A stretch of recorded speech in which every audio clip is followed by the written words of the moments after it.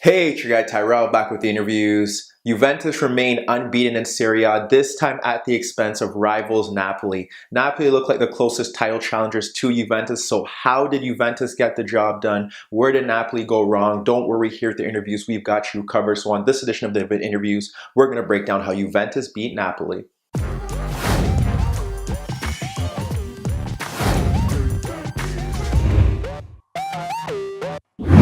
So before we get into today's video, don't forget to click the thumbs up button below if you like our video. Don't forget to subscribe to our channel as we do provide organic, unfiltered soccer/footy analysis on a day-to-day basis.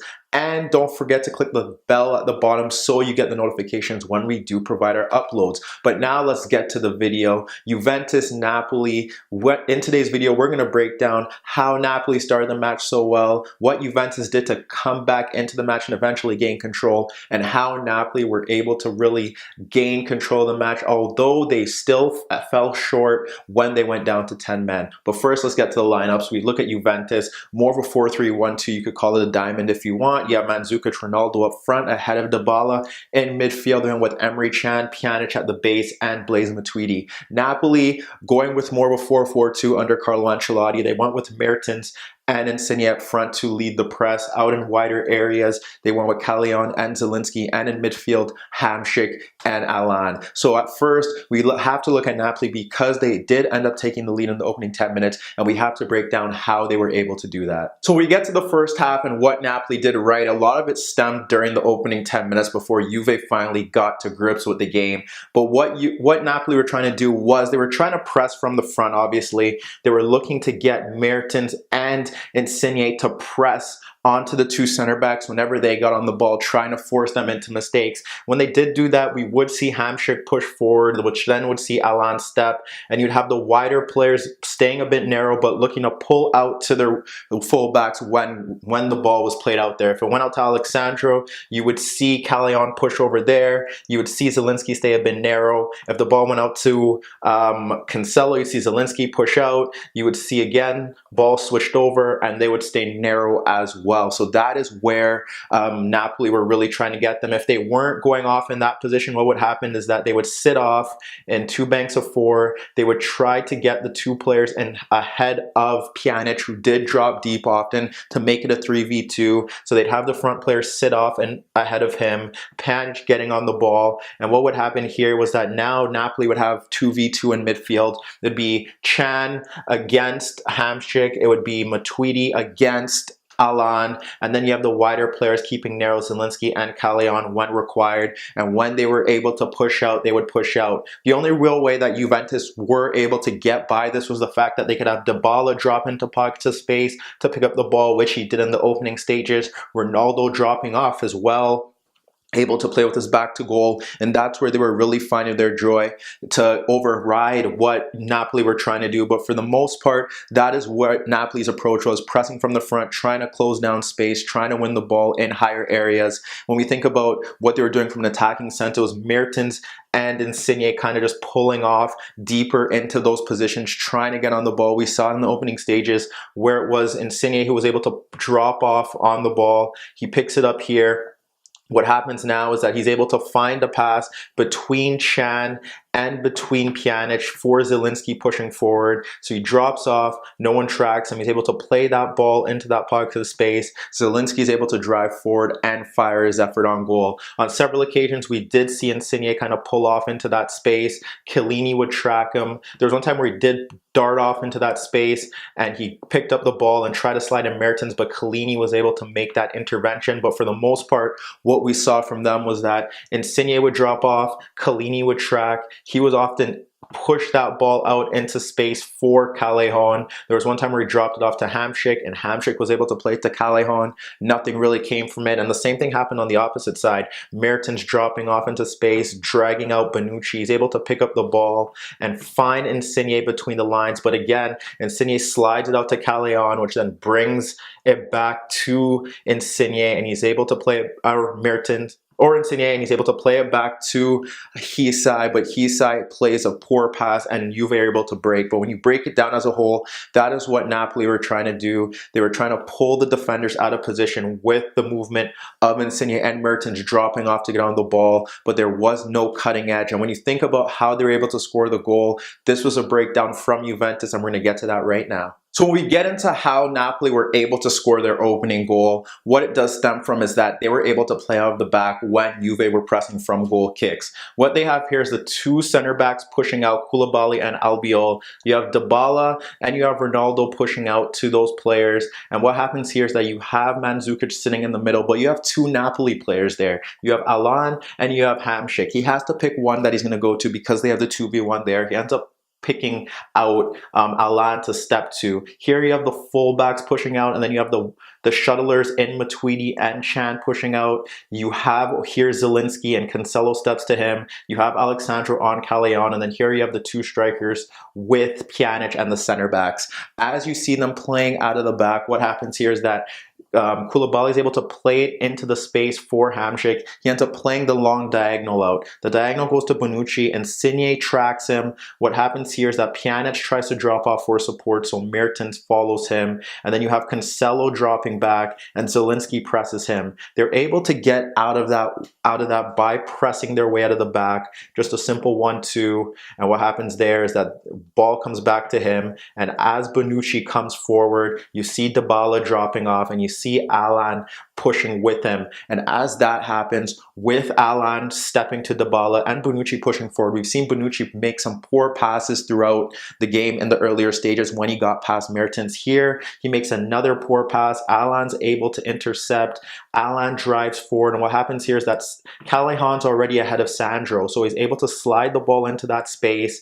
Mertens is still able to break forward, and the tap-in is there for Mertens to score. Now Napoli is up 1-0, and after that, we kind of saw the shift where when they did do that and drop into that space, what happens is that we have Pjanic and we have Mandzukic dropping in. Now it's 4v4 when they try to build the back, and if they try to play long balls in, you have a great chance of Bonucci and Chiellini beating Mertens and Insigne for aerial duels. So that was how Juve were able to cope with that threat, but now they were down 1-0, and we have to get to how they were able to fight back. So when we get to the Juventus opportunities, all of it stemmed through quick, direct playing. A lot of it stemmed through Cristiano Ronaldo, who didn't score again, but it seems that when he doesn't score, he has his better games. As we saw earlier on, we have Pjanic, who picked up the ball from Chiellini, and what happens here is that he instantly plays the pass in between Hamšík and Alan for Ronaldo, who drops up into that space, plays it into him.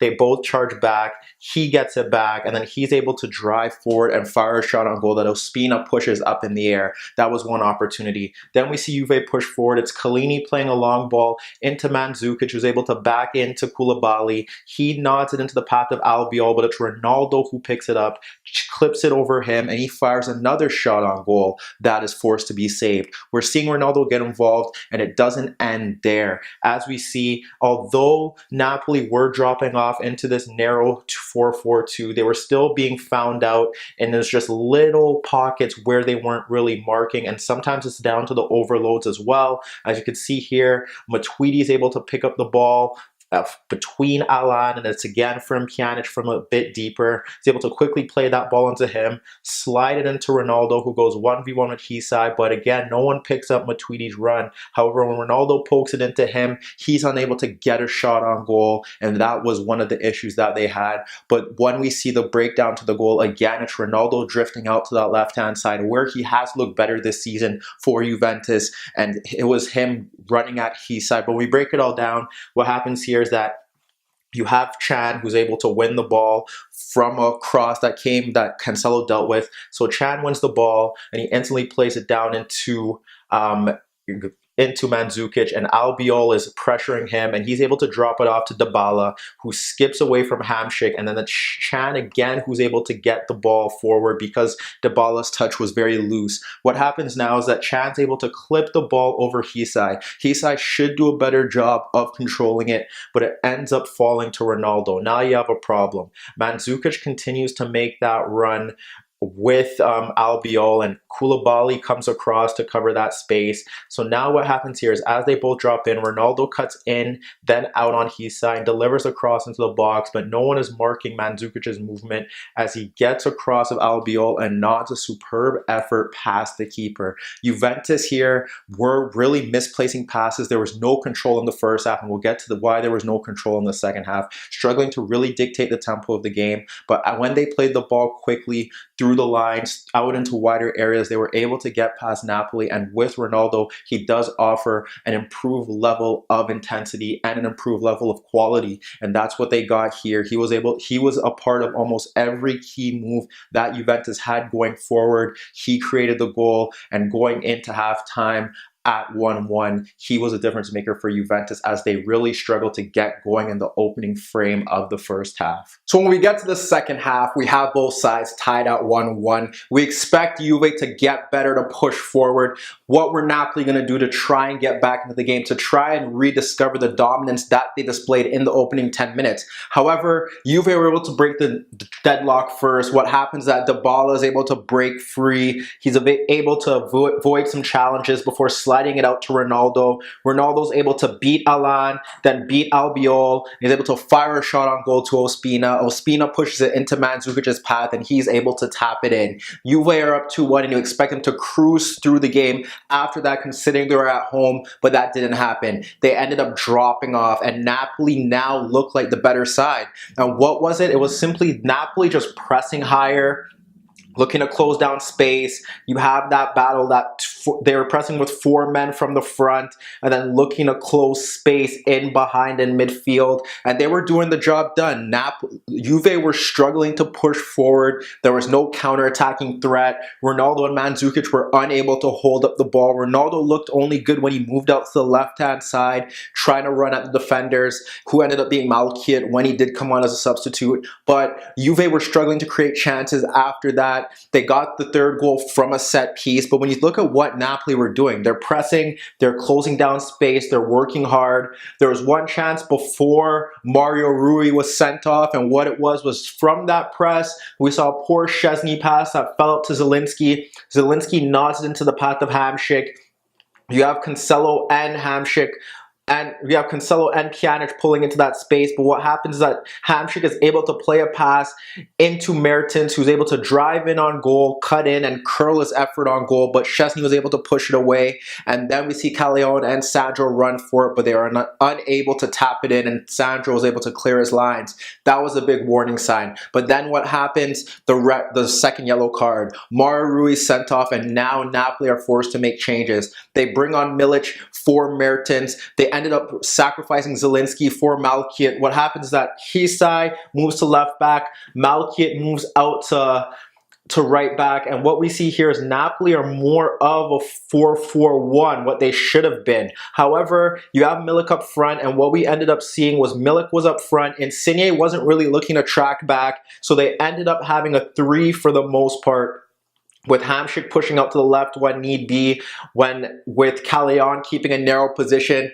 Then Juve were forced into some changes. Dybala came off. We saw Bernardeschi come on, which made them essentially more of a 4-3-3.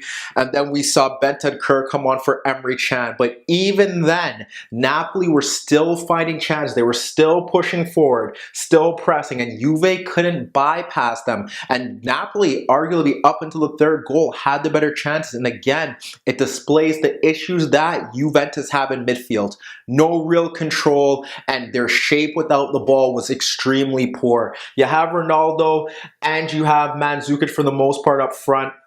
And what happens here is that sometimes they drop into a 4-5-1. It was very lopsided. You see them in different sort of shapes, but there was a bank of 5 or Mandzukic just a bit higher and a bank of 4. And what we see here in the earlier stages, Hamza getting on the ball from deep, and he's able to locate He's able to locate Callejon in the space between Mandzukic and Matuidi. They're not closing that space. They're not keeping it tight. The pass is into him. What we see now is Chiellini push forward, and what happens here is that Insigne and Milic are able to get that 2v1 in the box. The cross is delivered into the box, but Bonucci is able to clear the lines. But again, it's a warning sign. That was really bad. It could have led to a goal because you have the 2v1 there. Milic flicks it onto Insigne. That could be a goal-scoring opportunity. Well, it should be. And then we get to the bigger chance. And this was very poor from Juve. This is inexcusable. Mandzukic, Ronaldo, both high. What happens here is that it's more of a box because then you have Matuidi and you have Bernardeschi a bit higher, and then you have so much space in midfield for Bentancur and Pjanic. What happens here is that Albiol is able to push forward, and when Albiol pushes forward, he's able to play that pass instantly into Insigne, and before we even get to that, what happens here is that with that box, you have space for Callejon to drift into in this space right here, where you're supposed to have Matuidi and you're supposed to have Pjanic. Passes into that space. Well, the pass should go into that space, but Callejon's able to drive forward. No one is picking him up. Not one person. Albiol plays the pass into Insigne. He drags out Bonucci. He's able to back heel it into Milic. Milic steps off. Chiellini drives to him. But what happens here is no one is still picking up Callejon. The ball is switched into Callejon. Alexandro tries to recover. The cutback is in. He's able to fire a shot on goal. He should score, but he doesn't score. And then eventually, Juve get the third goal from the set piece. Ronaldo flick on from the front post, and Bonucci is able to tap it in. And from there, the game was pretty much toast. But when you look at the game in a nutshell, Napoli caused Juve problems. Juve were able to get back into the game due to a bit of Ronaldo's brilliance and the fact that Napoli were struggling to really push on after that 10-minute spell. We move to the second half. Again, Ronaldo plays a part into that game. They were very decisive, and then Napoli, even with 10 men, are able to push forward. The fullbacks are higher. They're retaining possession. It was only a matter of time before you thought they would score the goal, but the difference here, Juve were able to execute in the final third. Napoli created their chances, were unable to do so, and now Juve build that gap between Napoli, and who knows what's going to happen, because it doesn't look like this Juve side, even when they're not playing well, and perhaps this is their peak. Who knows if they can even play better?